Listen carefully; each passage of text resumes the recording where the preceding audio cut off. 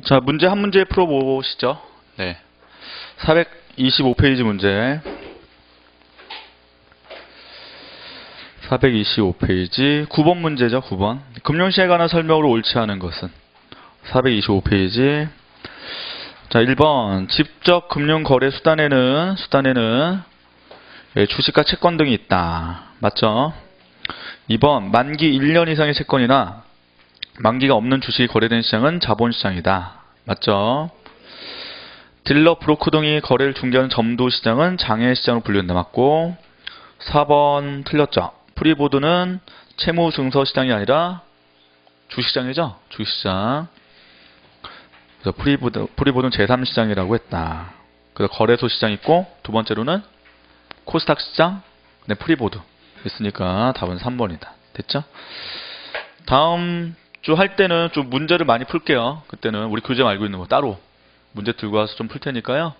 일단 문제가 지금 기출이 몇 개 없어서 약간 문제 푸는 게 약간 힘들 것 같아서 문제를 좀 많이 푸는 시간을 갖도록 하겠습니다. 내용이 솔직히 많지가 않아요. 저희 교재 자체를 보면 설명이 그렇게 많지가 않아서 일단 좀 문제를 많이 푸는 게 도움될 것 같아서. 자, 181페이지로 가시죠. 자, 예금 업무의 일반사항 되어 있어요. 181페이지. 예금 업무 일반사항.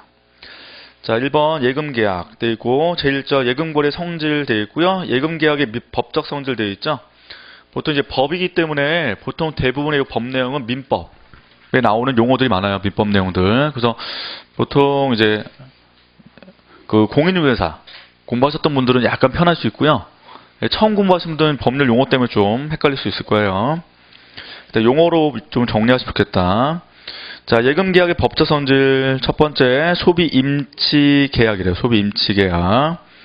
자, 보세요. 수취인이 보관을 위탁받은 목적물의 소유권을 취득하여, 그러니까 이걸 전부 다 여러분들 입장에서는 은행으로 보시면 돼요. 은행이 수취인이죠. 수취인이 보관을 위탁받은 목적물이니까 보통 예금하죠. 예금. 우리가 예금할 때 일단 예금은 보통 은행 입장에서는 부채입니까? 자산입니까? 부채예요. 부채. 은행 입장에서는. 왜냐하면 반드시 돈을 돌려줘야 되는 거죠. 이거. 그렇죠? 그래서 보통 예금은 대신 은행 입장에서는 부채로 보시면 돼요. 부채. 반드시 돈을 돌려줘야 되니까. 하여튼 목적물의 소유권을 취득해서 이를 소비한 후, 자, 보통 은행은 예금 받은 돈 쓸 수 있어요? 없어요? 있어요. 일정 금액을 남한테 대출도 하잖아요, 지금. 그래서 소비를 한 후, 그 같은 종류, 물질 및 수량을 반환할 수 있는 특약이다. 라고 돼 있죠. 그러니까 100만 원을 예금했을 때 그 돈에 일정 부분을 쓰고 그대로 100만 원만 돌려주면 되는 거 아니야? 우리한테? 그래서 이거를 소비 임치 계약이라 한다. 이거야. 소비 임치 계약. 그래서 지금 예금은 소비 임치 계약이다라고 말할 수 있다는 거죠. 따라서 예금계약은 예금자가 금전의 보관을 위탁하고 금융계약 이를 승낙하여 잘 운영하다가 같은 금액의 금전을 반환하면 되는 소비 임치계약이다라고 되어 있어요. 그러나 당자예금 사실 예금에 앞에서 요구불 예금이라는 게 있었다. 요구불. 자, 요 불자 뭐예요? 한자. 지불불. 아니불 아니다. 요금 안 주는 거 아니라 요금 언제 줘야 되죠. 지불할 부자. 지불. 요금은 언제든지 돈을 인출해주는 예금이 요구 예금인데 여기 이제 둘이 있단 말이죠. 하나는 보통예금. 그러니까 보통 우리가 통장 만들 때 보통 예금을 만드는 거고 보통 예금하면 우리가 이자를 받죠. 이자. 그렇죠? 이자를 받을 수 있어요. 근데 여기는 당자죠. 당자. 거기는 당자예금. 당자가 뭐냐면 이 예금을 가지고 은행이 수표, 어음을 발행해주는 예금을 당자예금이라고 한다. 그 금액 안에서만 수표를 발행해줘요. 이게 당자예금이다. 그래서 수표나 어음을 요 예금을 기반으로 발행을 해주는 거를 당자예금이라고 하고 일반적 당자예금 이자를 안 줘요. 일반적으로 이자 안 준다. 이자를 보통 지급하지 않는다. 이게 당자예금. 이렇게. 자, 그래서 당자예금은 위임계약과 돈을 일단 맡겼죠. 그 다음에 돈을 반드시 줄 필요 없는 거고, 일단은 이거 가지고 수표나 어음을 발행해 주기 때문에 혼합된 계약이다 라고 지금 설명한 거예요. 예, 순수한 소비 임치 계약이 아니다 라고 지금 해놓은 거다. 자, 두 번째는 요물 계약성. 요물이니까 물건이 필요하다 이거죠. 물건이 필요하다. 당사자 합의와 함께 내가 요 은행에다가 얼마를 예금하겠다라고 말하겠죠. 근데 말만 하면 안 되고 반드시 입금돼야죠. 돈이. 요물 계약성이에요. 물건의 인도, 기타의 국부를 하여야만 성립하는 계약을 요물 계약이라 한다는 거죠. 자, 따라서 종래 실무계에서는 예금 계약을 예금자가 예금의 의사를 표시하면서 금융기관이 돈을 제공하고 금융기관이 그 의사에 따라서 돈을 받아 확인을 하면 그로 성립하는 요물 계약으로 보았다. 그러나 예금 계약을 당사자 간의 합의만으로 성립하는 낙성 계약으로 보는 견해도 현재 유력하게 성립된다라고 되어 있는데, 낙성. 낙자가 허락한다, 허락한다. 허락하면 뭐 한다? 성립된다. 이게 낙성계약, 낙성계약. 그러니까 굳이 예금 안 하고 내가 예금하겠다. 그래, 예금해라. 이렇게 말만 딱 합치되면 끝나는 게 낙성계약이다라고 보시면 돼요. 그래서 보통 이제 계약할 때 요물계약이란 말이 있고 낙성계약이란 말이 있고요. 기존에 요물계약 받다가 최근에 낙성계약으로 보는 견해가 크게 유력하게 주장되고 있다. 이겁니다. 그래서 낙성계약은 일단 의사표시가 서로 합치만 되면 계약 성립이야. 이게. 그러니까 당사자 간의 의사표시가 합치가 되면 계약이 성립되는 거. 계약이 성립되는 거를 낙성계약이라고 하고, 요거는 굳이 물건을 꼭 예금할 필요는 없다는 거죠. 요 계약 개념상. 그쵸? 그래서 요물계약이랑 낙성계약이 있다라고 개념 구분하시면 돼요. 자, 그 다음에 상사와 민사 있어요. 민사는 이제 개인 간 거래를 말하는 거고, 상사는 어떤 회사로 보시면 되겠죠. 근데 금융계약은 상인이기 때문에 상사 계약으로 본다. 상사. 그래서 상인이므로 금융기관과 체결한 예금계약은 상사 인치 계약이고, 자, 소멸시효 암기하셔야 되죠. 예금의 소멸시효는 5년이죠. 5년. 5년이 걸리기 때문에 5년이 넘어가면 일정 권리를 행사할 수 없는 거예요. 그래서 원래 그 법의 개념 따르면 일정한 권리를 행사할 때 개념이 두 가지 있단 말이죠. 원래 소멸시효란 말이 있고, 그 다음에 제척기간이라는 용어가 있어요. 이렇게. 그래서 지금 소멸시효가 뭐하면 완성되면 일정한 권리를 행사할 수 없는 거다. 완성되면. 그러니까 5년이 넘어가면 돈을 내가 다시 찾을 수 없단 말이죠. 이게 소멸시효. 자, 그래서 5년의 소멸시효가 걸린다라고 되어 있다. 한편 민사임치의 경우는 다르게 금융기관은 임치물에 대해서, 즉 예금에 대해서 주의 의무가 가중되는 거죠. 그래서 선량한 관리자의 주의 의무를 부담한다라고 되어 있습니다. 자, 그래서 마지막 줄에 따라서 예금 의무를 처리함에 있어 금융기관 종사자에게 일반적으로 요구되는 정도의 상당한 주의를 다해야만 면책된 책임이 면해진다라고 되어 있죠. 자, 뒤로 가시면 부합계약. 자, 계약 당사자 일방이 미리 작성하여 정화시켜 놓은 일반 거래 약관. 보통 은행 가시면 약관 있죠, 약관. 이게 보여주잖아요, 보통. 근데 뭐 특별히 꼼꼼히 안 읽죠. 너무 길어서. 대략적으로 우리가 읽고 그냥 사인합니다. 약관에 따라 체결되는 계약을 부합계약이라고 한다. 자, 밑에 따라서 예금거래 기본 약관은 그 내용이 공정하여야 돼. 공정. 거래처와 계약 체결함에 있어서 금융기관은 약관의 내용을 명시하고 주요 내용을 꼭 설명해줘야 되죠. 가끔 이제 앞에 있는 창구에 있는 아가씨께서 뭐 밑줄 이렇게 해놓고 여기는 좀 보시라고 한번 말합니다. 성립한다. 자, 그 다음에 각종 예금계약의 법적 구조라고 되어 있어요. 보통과 저축이죠. 보통 우리가 통장 만들 때는 일반적으로 저축 예금을 보통 만들어줘요. 은행에서는. 왜냐하면 보통 예금은 명의를 여러 명으로 가능해요. 그러니까 개인도 가능하고 기업으로도 가능하거든요. 보통 예금은. 그래서 보통 예금은 여러 명의로 다 가능해요. 가능하지만 옆에 있는 저축 예금은 오직 우리 개인 명의만 가능해요. 개인 명의. 저축 예금은. 자, 그래서 저축과 보통 예금이 있다. 자, 그래서 반환 기간이 정하여 있지 않아서 언제든지 입출금이 자유로우며 라고 되어 있죠. 언제 넣었다 뺐다 가능하다. 근데 질권 설정이 금지되어 있다 라고 되어 있습니다. 보통 질권 설정이 뭐냐면 채권자가 돈을 받고자 할 때 요 예금에 대해서 권리를 설정할 수 없다는 거거든요. 이거에 대해서. 그래서 예금액을 내가 일정 금을 가져가겠다라고 안 된다고요. 그래서 질권 설정이 금지되어 있다라는 특징이 있어요. 자, 다만 금융기관이 승낙하면 양도는 가능하다라고 되어 있죠. 대신 금융이 승낙을 해줘야 된다. 자, 한편 최종의 입금 또는 출금이 있으면 그 잔액에 대하여 하나의 새로운 예금 채권이 성립되므로 예금 채권 소멸시효는 입금 또는 출금 있을 때부터 새로 또 진행되는 겁니다. 자, 그 다음에 정기 예금이죠. 예치 기간이 약정된 거. 약정되는 게 바로 정기 예금이다 라고 보시면 되고. 자, 근데 밑에 보시면 별단 예금 있죠. 별단. 자, 별단 예금은 각종 금융거래 수반하여 발생하는 미정리 예금, 미결제 예금 등등을 별단 예금이라고 한대요. 자, 그 다음에 정기적금과 오른쪽에 상호 부금이 있죠.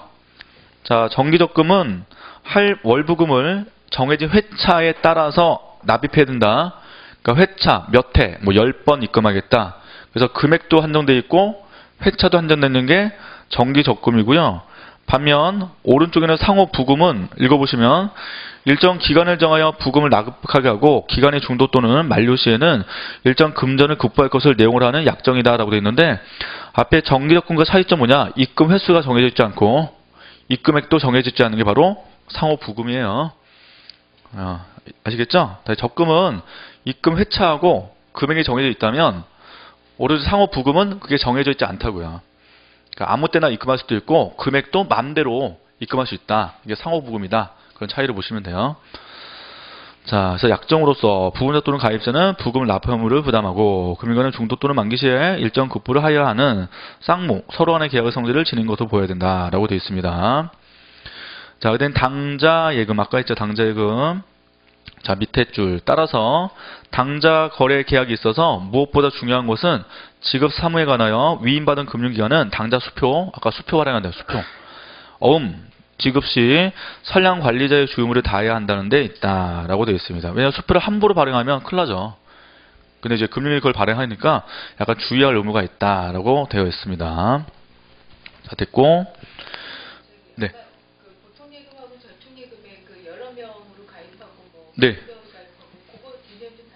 그러니까 보통 예금은요.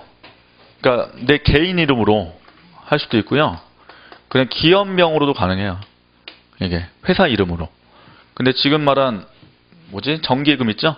그거는 개인만 가능하다고요. 그러면 보통 예금은 실명제에 저촉을 안 받는 건가요? 실명제요? 네. 저촉되죠.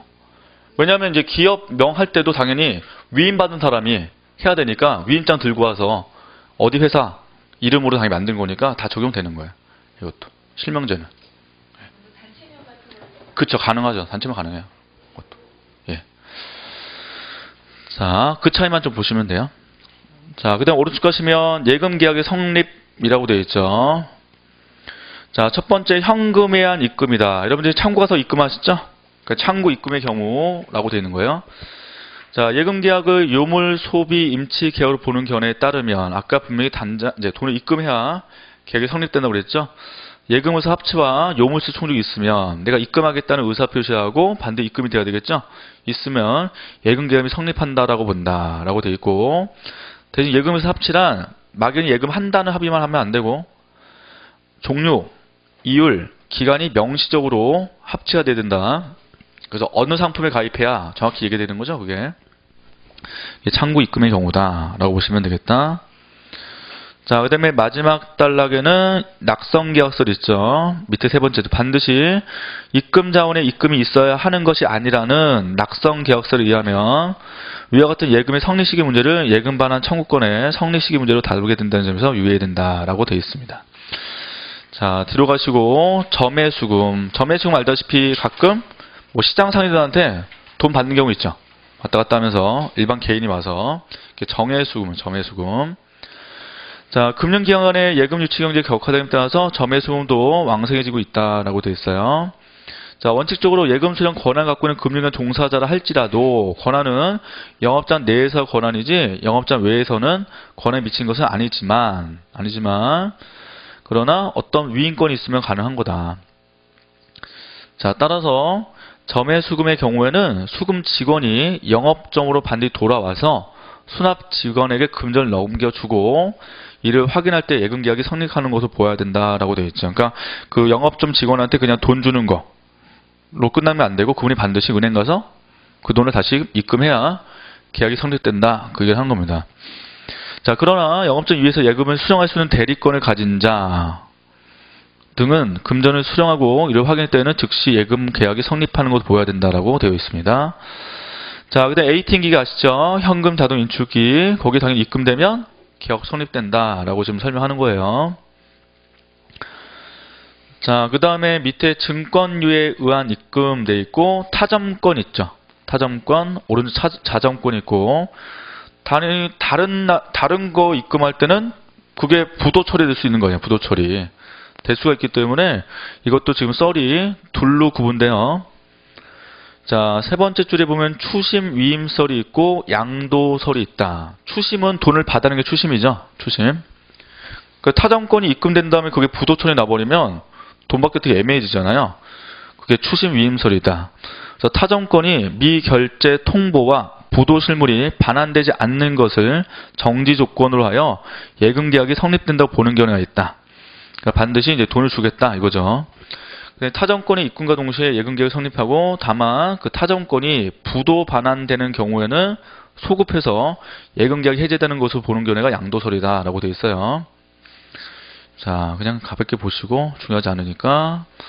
자, 오른쪽 가시고 자점권 입금은 자기네 거니까 단위 입금되는 그 장 바로 계약된다라고 보시면 되겠죠. 그 다음에 계좌 송금하는 거 있어요.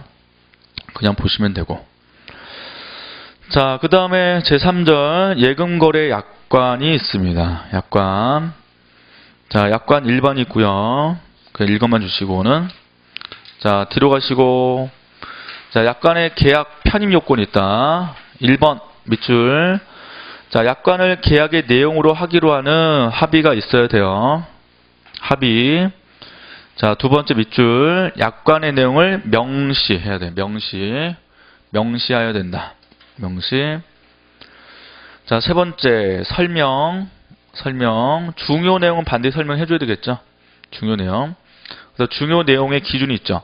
계약의 해지, 기업 면칙상, 고객의 계약 위반 시 책임 가중 등 계약 체결 여부에 영향 미치는 사항을 말하며 약관의 설명문 약관인데 통장 인쇄된 예금거래 유의사항에 의해 성실하게 설명한 경우는 설명 의무를 다한 것으로 본다라고 되어 있습니다.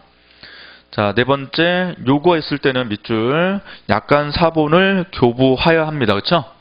그래서 만약에 안 할 수 있다 하면 틀린다. 반드시 교부하여야 한다. 반드시 의무사항이다.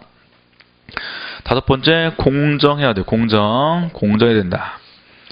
약관 규제법은 불공정 약관 조항 여부를 판단하는 일반 원칙으로서 신의성세 원칙에 반하여 공정률은 약관 조항은 무효라고 선언하고 고객에 대하여 부당에 불리한 조항 이 비추어 어려운 조항 정도로 계약에 따른 본유권을 제한하는 조항을 구체 규정하여 불공정 약관을 수정하고 있다라고 되어 있습니다. 그래서 키워드 꼭 기억하세요. 1번에 합의, 2번에 명시, 3번에 설명, 5번에 공정, 그 다음에 4번에 반드시 요구하면 교부해야 된다. 이렇게 키워드 꼭 기억한다.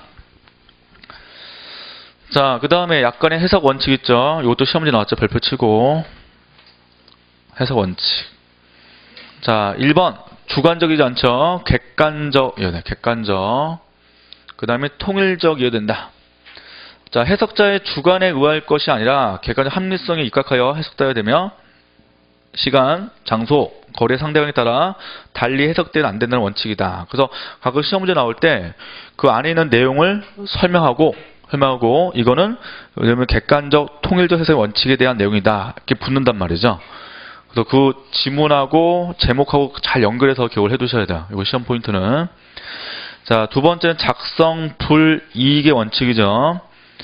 자, 요게 2번에서 시험에 나왔던 2번 지문이 약간의 의미가 불명확한 때는 작성자의 기업 측에 불이익되고 고객한테 유리하게 해석돼야 된다라고 되어 있는데 시험에는 반대로 나왔죠.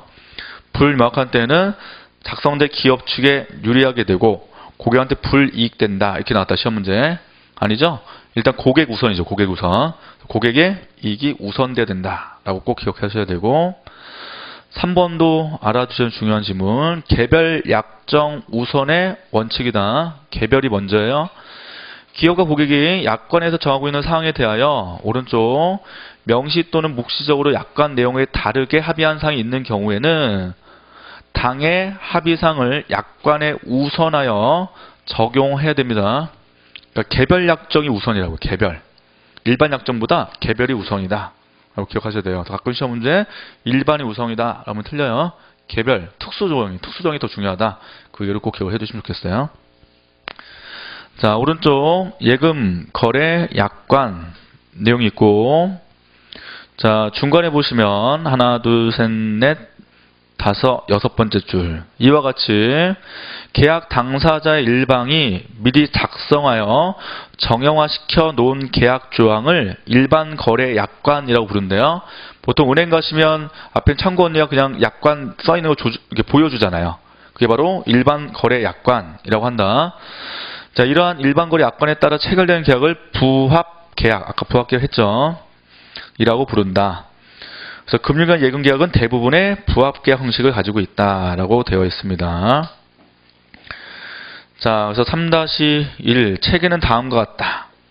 모든 약관이 통일적이어야 되죠. 아까 왼쪽에 약관 해석 원칙도 바로 통일적 해석 원칙을 해놓은 것처럼 통일적으로 지금 일단 약관이 일치화되어 있다. 자, 단, 가로, 우체국은 약간 차이가 있을 수 있다. 우체국은. 그래서 표준 약관이 우리나라에 있다라고 기억을 해두시면 되고, 자, 그 다음에 단계별 약관 체계. 자, 별표 쳐놓고, 현행 예금거래 약관은 모든 예금에 공통적으로 적용될 기본적 사항을 통합 정리하여 규정된 예금거래 기본 약관과 각 예금 종류별로 따로 이원화 시켜놨죠. 또 단계별 구성하고 있다고 할 것이다. 자, 그 다음에 이원적 체계 역시 별표 쳐놓고 이원적 별표. 자, 현행 예금거래 약관은 예금거래의 공통적 사항을 정하고 있는 예금거래 기본 약관이 있고 법적 성질에 따라서 이충을 자유로운 예금 약관과 거치식, 적립식 아까 다 있었죠? 거치, 적립, 이원 체계로 구성되어 있다. 자, 개별적 예금 상품 특성에 따라서 세부적 내용을 특약사항으로 정하고 있다는 거 기억을 해두셔야 되겠습니다. 자, 거기다 이제 밑줄 쳐야 되겠죠? 그러므로 밑줄 예금 계약에 대해서는 당의 예금사가 약관이 우선적 적용돼요. 우선적 1순위가 그거다. 약관 규정이 없는 경우는 예금별 약관이 적용된다 라고 기억하셔야 돼요. 반대로 나오면 큰일 난다. 그래서 예금별 약관이 우선이다 라고 하시면 안 되고 그거 조심하셔야 돼요. 됐죠? 자, 그 다음 예금거래 상대만 나온다. 자, 제1절이 자연인과의 거래. 자, 보통 우리는 처음에 태어나면 권리 의무 주체가 있어요. 보통 우리는. 그래서 사람이 있고, 그 다음에 뭐 법인이 있고, 법인이 없는 사람이 있고, 이렇게 구분해서 지금 목차가 가요. 자, 제1절은 자연인과의 거래고요. 자, 뒤로 가시면 제2절은 법인과의 거래고, 제3절은 법인께 없는 단체의 거래. 목차를 잘 기억해 두시고. 자, 첫 번째는 우리 자연인과의 거래다. 권리 의무 주체로 자연인. 사람은 살아있는 동안은 권리 의무 주체가 있는 거죠. 자, 그래서 특별한 제한이 없다. 대신 예금 종류에 따라서 뭐 제한이 있을 수는 있겠죠. 뭐 신용도도 있을 수 있고 하는 거니까. 자, 1- 행위 무능력자죠. 행위 무능력자, 미성년자. 보통 민법상 미성년자 몇 살이에요? 네? 원래 20살인데 법 개정됐죠, 이번에? 만 19세. 자, 민법상 만 19세이기 때문에 그거 미만은 당연히 미성년자로 분류가 되는 거고, 자, 당연히 미성년자는 친권자가 대리인이 될 수 있는 거죠. 자, 그 다음에 한정치산자하고 금치산자. 한자죠, 이거. 치산하니까 치산에 한 것도 어떤 자기의 재산에 대해서 관리하는 건데 한정해놨다가 한정치산이고, 금치산 완전 금지시킨 게 금치산이죠. 금치산.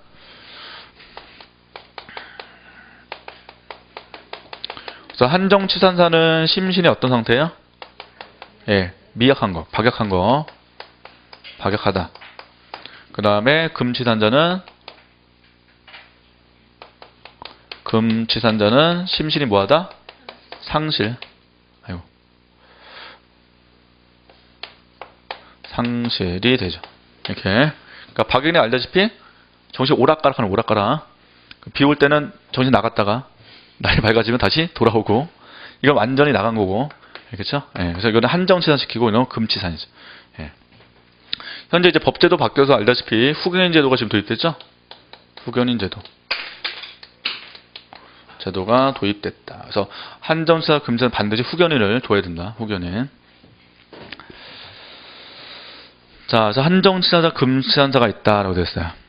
자, 그래서 이게 다 행위 무능력자라고 하는 거죠. 자, 행위 무능력자는 의사 능력이 있느나 법정 대리인의 동의를 얻어서 직접 법률 행위를 하거나 법정 대리인이 행위 무능력 대신해서 행위를 할 수 있다. 다만 금치산자 경우에는 심신 상실이기 때문에 직접은 허용되지 않죠. 법정 대리인이 대리하여서만 법률 행위를 할 수 있고, 역시 미성년자는 법정 대리인 동의 없이 한때에는 법정 대리인이 법률을 취소할 수 있습니다. 그래서 그거는 우리 민법이 다 나오는 내용이고, 자, 대신 오른쪽 첫 번째 줄, 그러나 당자 예금 거래는 수표를 이제 은행에서 발급해 주는 거죠. 그래서 위임하는 위임 계약이기 때문에 단독 거래는 허용하지 않는 것이 원칙이다라고 되어 있습니다. 자, 그 다음에 대리인과의 거래, 대리제도 두 가지 있죠. 임의대리와 법정대리. 하나, 둘, 셋, 넷, 다섯 번째 줄. 대리권의 발생 원인으로는 본인의 수권 행위에 생기는 임의대리, 넘겨주는 거죠. 그 다음에 법적 규정 때 생기는 게 바로 법정대리에서 두 가지가 있다. 임의 법정대리. 자, 그래서 대리인과 거래 시 유의사항. 가끔 이것도 사고 터지잖아요, 은행에서. 자, 그래서 1번에 임의 대리의 경우에는 통장상 인장이 날인되거나 인감 증명이 붙어있는 본인의 위임장 및 대리인의 주민등록증에 의해서 진정한 대리인지 여부 및 대리권의 범위를 확인해야 되죠. 근데 가끔 이거 속여서 하기 때문에 이게 사고 터지는 거죠, 은행 쪽에서. 자, 대리권의 범위를 확인하지 않아 발생한 손해는 금융기관이 부담할 수밖에 없다. 근데 보통 이제 사고 터지면 금융을 자꾸 피하려고 합니다. 별 문제 없다. 뭐 자기 잘못한 거 아니다. 라고 하는데. 자, 두 번째 법정 대리의 경우죠. 확인하면 다음과 같다. 자, 밑에 행위 무능력자, 미성년자, 한정치산자, 금치산자 있고요. 표로. 자, 확인서는 가족관계 증명서. 그 다음에 법원의 선임 심판서 등본이고, 당연히 이제 친권자는 보통 가족관계 증명서 관련되니까 해당될 거고, 후견인은 법원의 선임 심판서 등본 가지고 확인되겠죠. 자, 그 다음에 부재자 있고 사망한 경우 있을 거다. 그래서 행위 무능력자 위주로만 좀 기억을 해두시면 되겠다. 자, 뒤로 가시고 예금 중도해지와 예금 담보대출의 경우라고 되어 있습니다. 그냥 읽어주시고, 자, 그 다음에 외국인과의 거래. 일단 외국 관련돼서 법이 있을 텐데, 일단 기본적으로 우리나라 살고 있으면 큰 문제 없다는 거죠. 자, 하나, 둘, 세 번째 줄. 따라서 원칙적으로는 내국인과의 예금 거래와 다른 점이 없다라고 되어 있고, 자, 밑에 줄. 외국인이라도 거주자이면 금융기관과의 원화 예금 거래는 자유이다. 또한 비거주자라도 외국화 은행과 예금 거래하는 것은 무망하다라고 되어 있습니다. 이렇게 보시면 되고. 자, 제2절 법인과의 거래죠. 법인 제도 있어요. 자, 법인의 정의. 자연인이 아니면서 법에 의하여 권리를 부여되어 있는 사단 또는 재단을 말하죠. 자, 그 다음 오른쪽 회사와의 거래라고 되어 있다. 자, 회사의 대표권은 각종 회사마다 다 다를 거예요. 보통 이제 주식회사와 유한회사라고 되어 있죠. 예, 보통 주식회사 대표이사가 따로 있고요. 보통 유한은 법정 어떤 권한, 지분이 한도가 있는 게 유한회사다. 둘 다 대표이사가 대표권이 있는 거고, 자, 한명회사, 합자회사라고 되어 있는데, 보통 한명과 합자회사는 약간 소규모가 많고요. 소규모. 보통 이제 친척 간에 많이 하게 되는데, 보통 친척들이 직접 회사를 경영하고 밑에 사원들이 영업을 합니다. 그래서 이 경우에는 업무 집행사원이 따로 있는 거죠. 이 사람이 이제 위임받아서 회사를 대표하고 업무 집행권을 가진다라고 되어 있습니다. 그래서 그분들이 와서 예금을 하겠죠. 자, 따라서 당좌거래와 같이 회사의 신용상태와 행위능력 등이 특히 문제가 되는 경우에는 등기부 등본과 인간증명 등을 청구해서 법인의 전제 여부와 대표 엄격하게 확인을 하면 되는 거다. 자, 밑에 공동대표이사 제도를 채택한 경우의 거래라고 되어 있습니다. 여러 명 두는 경우 있죠. 자, 밑에 이 경우 예금거래 문제되는 건 다음과 같다. 1번 공동대표이사에 관한 것은 등기사항이다 라고 되어 있습니다. 확인해 주시고 뒤로 가시고 2번 자, 공동대표이사가 대표권을 어느 다른 1인한테 위임할 수 있는가 라고 되어 있는데, 일단 허용되지 않지만 특정 행위에 대해서는 개별적 위임은 문제되지 아니한다 라고 되어 있습니다. 자, 그 다음에 외국 회사의 거래는 아까 외국거래 비슷하게 보시면 되겠다. 다 중요하지 않아요. 이거 시험 나온 적 없으니까. 자, 학교 법인과의 거래. 자, 사립학교법에 따르면 정관이 있죠. 이사 중 1인을 이사장으로 선임하고 이사장이 학교를 대표를 하게 되는데, 따라서 학교법인의 예금은 000 학교법인 이사장 누구로 하여 거래하는 것이 원칙이다. 그게 원칙이다. 기억해 두시면 되고, 자, 오른쪽 국가 지자체의 거래. 자, 국가 지자체는 공법 1인과에 관한 학설 대립이 있습니다. 넓게 보면 국가까지 포함하는 걸 보고, 좁게 볼 때는 국가, 지자체 제외한 공공단체만을 의미한다라고 돼 있죠. 자, 그래서 그 정도 봐주시면 되겠다. 자, 제 3절 가죠. 자, 법인께 없는 단체와의 거래다. 자, 법인께 없는 사단에 들어가는 주체를 보시면 아파트 입주자 대표에 있고 학교, 교회 등등 있는데, 법인 실체를 가지고 있으면서도 허가를 받지 않은 척, 그래서 법인격 취득하지 않은 단체를 말한다라고 되어 있고, 자, 이때 민법은 법인격 없는 사단의 소유관계를 총유라고 한대요. 보통 소유관계 보면 3개 있어요.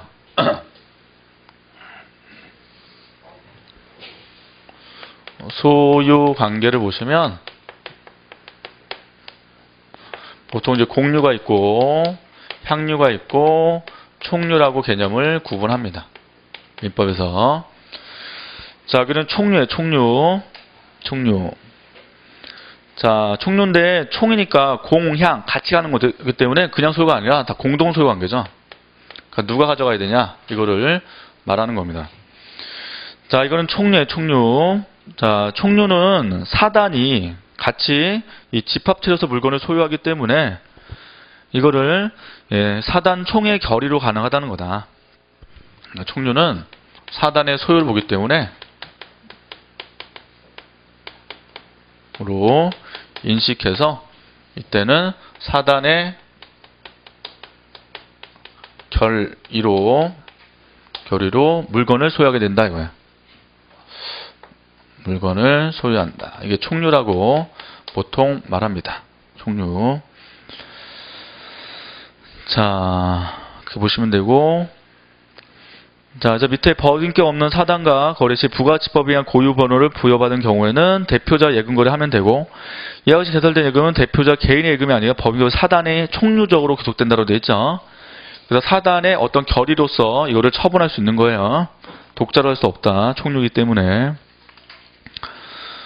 자, 그 정도 보시면 되고, 뒷장 가시고 법인격 없는 재단이죠. 재단, 장학재단, 종교재단 등과 같이 민법상 재단법인 실체 즉 일정한 법적을 위해서 출연된 재산의 집단이되 민법상 절차에 따라서 법인격을 취득하지 아니한 것을 말한다 라고 되어 있고, 자, 법인격 없는 재단은 권리 능력이 없고 법인격 없는 사단과 같은 구성원도 없다. 따라서 예금의 기속관계는 준총류, 그러니까 총류에 준한 것도 아니고 준 합류 관계도 될 수 없다라고 되어 있습니다. 합류는 뭐냐면 수인의 조합체,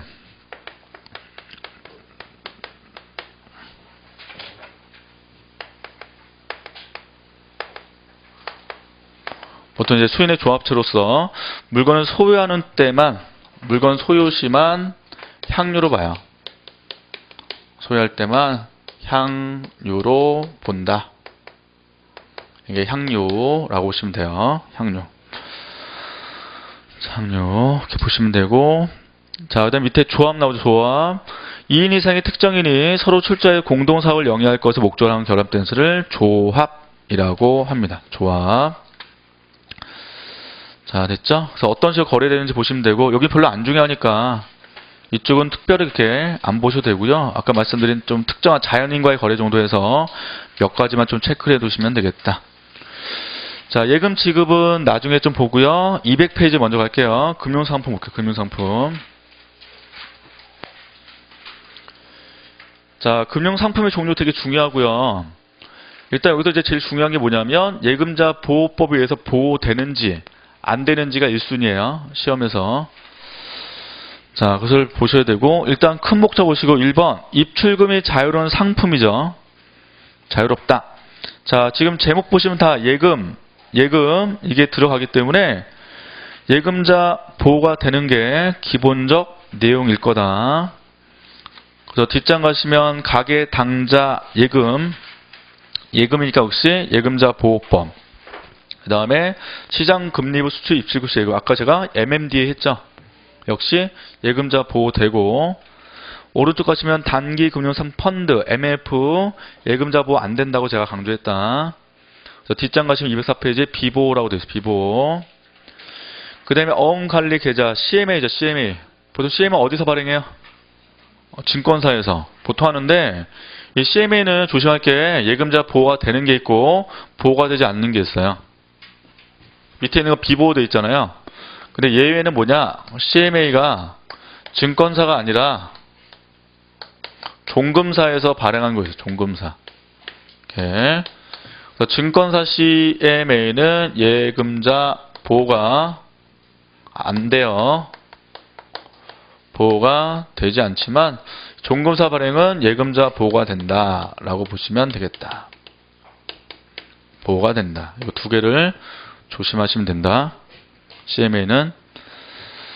자, 일단 그 정도만 예금자 보호되는 건 키포인트 받고 다시 이제 앞으로 갈게요. 자, 일단 입출금이 자유로운 상품 보통 예금이죠. 보통 예금 200페이지. 가입 대상, 예치 금액, 예치 기간 등에 아무런 제한이 없고 자유롭게 입금 출금할 수 있는 반면에 이자율이 매우 낮죠. 낮기 때문에 별로 예금해봤자 별로 이득이 없다. 자, 가장 기본적 예금이고, 자, 보통 예금보다 더 높은 이자를 지급하는 저축예금에 제한 없이 가입할 수가 있어서 활용도 높지 않다라고 되어 있습니다. 자, 가입 대상 다 제한 없고 금리 자유와 이자는 통상 연간 2회, 1년에 2번 정도 이자 주는 거죠. 자, 오른쪽 저축예금, 보통 예금처럼 아무런 제한이 없고 입출금이 자유로우면서도 보통 예금은 높은 이자를 받을 수 있는 예금이다 라고 되어 있고, 가계 우대성 금융상품이기 때문에 이자를 좀 더 주는 거죠. 자, 상품의 특징, 취급기간. 일단 우체국에서 일단 취급을 하고 있죠. 저축예금. 우리 볼 때 항상 우체국을 염두하고 보셔야 되겠다. 가입 대상은 돼 있잖아요. 개인이라고. 아까 저축예금은 개인으로 한정돼 있죠. 개인. 자, 역시 가입기간 한도, 자수는 제한 없고 금리 자유와 이자는 3개월마다 이자를 원금 가산 복리로 준다. 보통 세금은 15.4%죠. 보통 이제 은행에 가면 15.4%를 띄고 이자를 줍니다. 네, 가장 기본이고, 예금자 보호법에 의해서 보호된다라고 되어 있습니다. 자, 그 다음에 세금 우대 한도라는 그 표 한번 확인을 해주시면 좋고, 뭐 그건 외우는 거니까 일단 지금 지났죠. 이번에 이제 세법 많이 개정되기 때문에 개정되는 걸 나중에 한번 같이 한번 볼게요. 자, 뒤로 가시고 202페이지 가계 당자 예금. 가계 수표를 발행할 수 있는 개인용 당자 예금이다. 자, 일반 당자 예금은 무이자죠. 아까 당자 예금 무이자, 이자 안 준다고 했지만 요건 준다. 그래서 가계 우대성 요걸 예금이다라고 해놨고요. 개인이나 자영업자로 제한해놨죠, 대상을. 자, 그래서 수표 한 장당 발행한도 일반적으로 자율하지만 일반적으로 보금시가자 100만원 이내, 자영업자는 500원 이내로 되어 있다. 이자 계산, 세금 혜택, 예금자 보호에서 보호된다라고 보시면 되고, MMDA, 자, 시장 실세금리. 실세금리는 보통 반대말이 공금리예요. 공금리의 반대말이 실세금리라고 한다. 보통 이제 공금리는 보통 정부가 정한 금리라고 하는 거고, 이거는 뭐 정부 또는 한은이 결정하는 거죠. 결정. 실세금리는 금융기관이 결정하는 거고, 결정. 실세금리라고 합니다. 그 시장금리에 의한 고금리가 적용되고 입출이 자유롭죠. 각종 이체 및 결제 기능이 가능한 단기 상품, 단기람을 알아두시고, 자, 그래서 1개월 이내에 초단기로 운영될 때 유리하다라고 되어 있다. 역시 우체국 있죠. 이름 외워두셔야 되죠. 듬뿍 우대저축. 나중에 이제 우체국 상품 올 때 용어를 잘 보셔야 돼요. 듬뿍 우대저축. 자, 오른쪽 가시면 제한 없다. 금리 자유화, 일반과세, 예금자 보호법에 의한 의거보호. 참고사항 되어 있죠. 자, 환매 조금 채권, RP, CD 등 이게 다 단기금융 상품이었죠. 자, 다른 단기시장 상품에 비해서는 수익률이 낮은 편이다. 자, 특히 일정 금액 미만 소액 예금의 경우에는 다른 금융상품의 금리가 낮아서 특별한 장점이 없다라고 되어 있어요. 그러니까 약간 금액을 높게 예치를 해놔야 된다. 자, 그거 알아두시면 되고. 자, 경쟁 상품들은 증권사, 종금사 발행한 어음관리계좌, CMA죠. CMA. 그래서 원래는 CMA 때문에 MMDA가 만들어진 거예요. 보통 CMA 때문에 자금들이 증권사 많이 몰렸거든요. 몰리기 때문에 이제 은행권에서도 요 MMDA를 만들게 된 겁니다. 그 다음에 자산운용회사의 단기금융 상품인 MF, 역시 이것도 단기금융 상품이기 때문에 은행들에서 자금을 많이 뺏겼죠, 이쪽으로. 자, 단기금융 상품 펀드, MF, 머니마켓 펀드죠. 펀드니까 예금자 보호 안 된다 말씀드렸고, 자산운용회사가 여러 국에 투자한 자금 모아서 이를 주로 CD, CP 등이니까 단기금융상품에 투자를 하기 때문에 그래서 단기금융상품 펀드라고 이름을 붙였다. 자, 수익을 고객에 배당하는 채권 투자 수단 상품이고 최저 가입 금액의 제한이 없고요. 환금성이 높죠. 언제든 인출이 가능하니까. 그 다음에 수익성도 그나마 높은 편이다라고 되어 있습니다. 자, 그래서 운용회사는 자산운용회사고 판매회사는 은행, 증권사, 보험사 다 판매는 합니다. 왜냐하면 이건 투자를 해야 되니까 당연히 자산운용이 필요한 거죠. 자, 뒤로 가시고 세금 혜택 없다. 예금자 보호 안 된다 라고 됐어요. 여기 참고사항 보시면 MMD, CMA 등과 다 경제상품이죠. 그래서 증권계좌 연결의 대기자금을 예치 시 상당 높은 수익을 얻을 수 있는 상품이다 라고 되어 있습니다. 자, 그 다음 밑에 보시면 CMA, 종금사 증권사에서 만들었고요. 고객 예탁금을 어음 및 국공세 등 단기금융 상품에 직접 투자해 운영한 후 수익을 고객에게 돌려준 단기금융 상품이죠. 자, 보통 이제 역시 1년 미만의 자금을 융통할 때 쓸 수 있는 상품이다 라고 보시면 되고, 상품 특징, 실적 배당, 그러니까 투자한 것만큼 이득 본 만큼 당연히 돌려주는 거고, 종금사, 증권사에서 지급하고, 제한 없고, 수익률, 실적 배당, 이자 계산, 원금, 배당금 지급, 세금 혜택 없죠. 예금자 보호 되는데 안 되는 것 증권사라고 했다. 자, 오른쪽 이제 적립식이다. 적립식. 자, 일반적 정기 적금이죠. 자, 매월 일정 금액을 정기적 납부하고 만기에 원리금을 지급받는 예금이다. 그래서 중도 인출하기 어렵죠. 자, 가장 보편적인 장기금융 상품이다라고 해놨어요. 자, 그래서 밑에 가입 대상 예치기간 되어 있고 금리 자유와 세금 혜택이 있고 예금자 보호 되죠. 된다. 뒤로 가시고. 자, 자유적금이다. 역시 은행 가면 자유적금 있죠? 보통 금액을 자유롭게, 횟수도 자유롭게 입금할 수 있는 적립식 상품이죠. 자, 역시 취급기간 우체국에서 이것도 취급하고요. 예치기간 6개월에서 5년 이내, 저축 한도, 금리 자유와 세금 혜택, 역시 예금자 보호 된다 라고 되어 있다.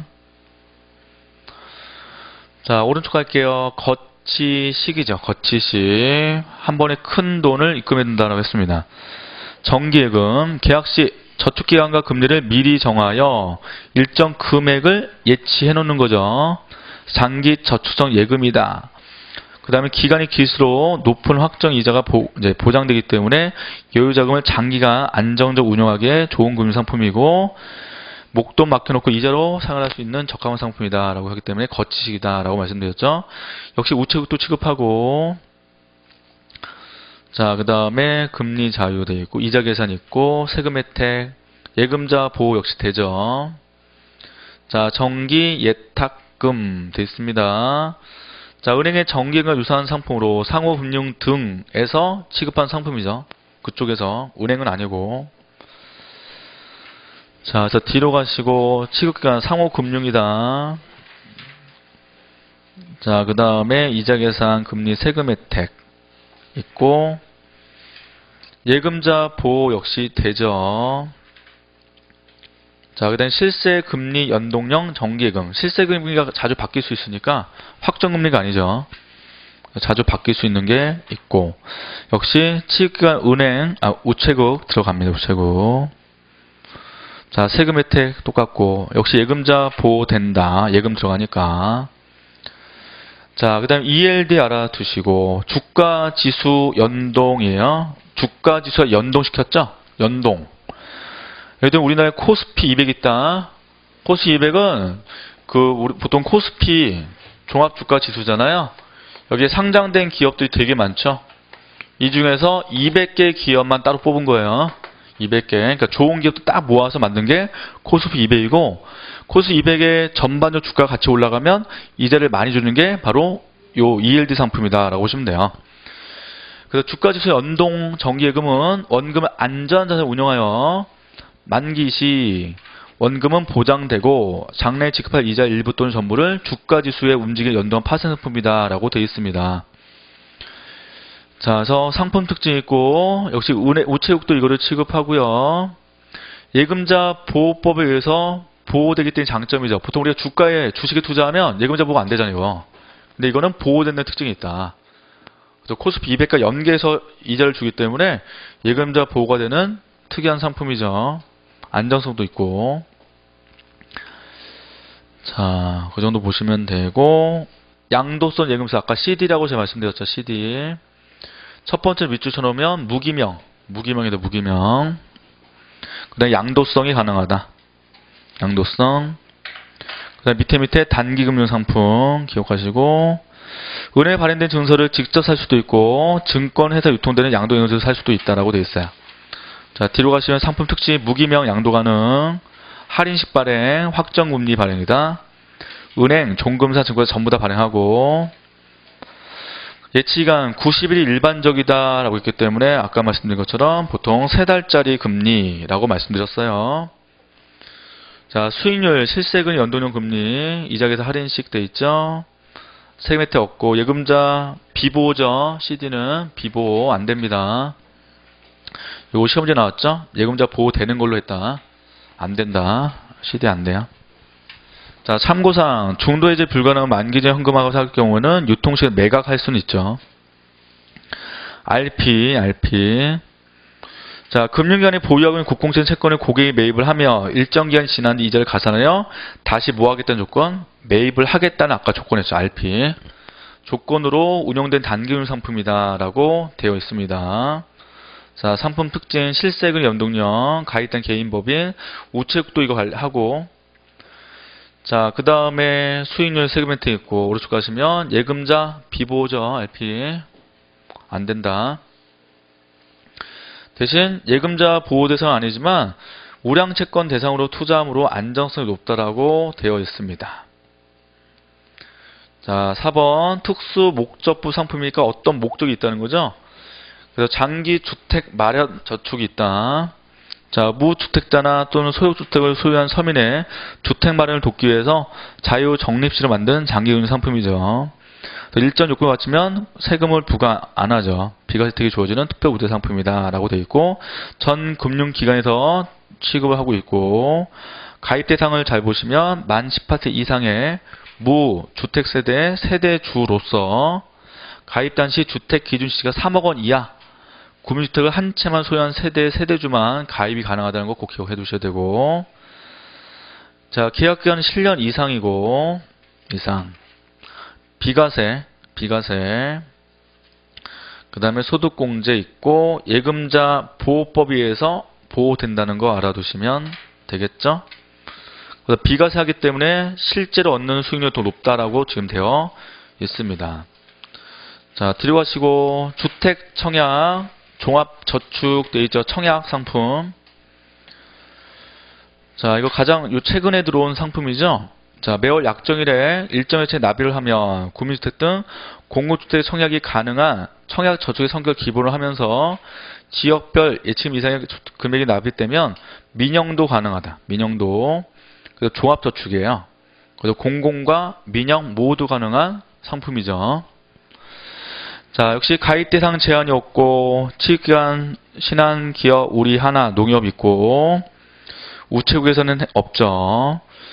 무주택 여부, 세대주 여부와 관계 없다는 거 중요하고 1인 한 계좌만 가입 가능하다. 가입 연령도 제한 없어요. 가입 연령 제한 있다면 틀려요. 제한 없다. 그 가입 대상의 별표 치놓으셔야 돼요. 가입 대상 쪽에. 자, 세금 혜택, 소득공제 역시 예금자 보호법에서 보호된다 라고 보시면 되겠다. 자, 됐죠? 예. 오늘 여기까지만 볼게요. 자, 다음 주 수업할 때는 나머지 다 하고요. 문제 풀게요. 다음 시간에. 그래서 다음 주에 약간 좀 더 길게 하도록 하겠습니다.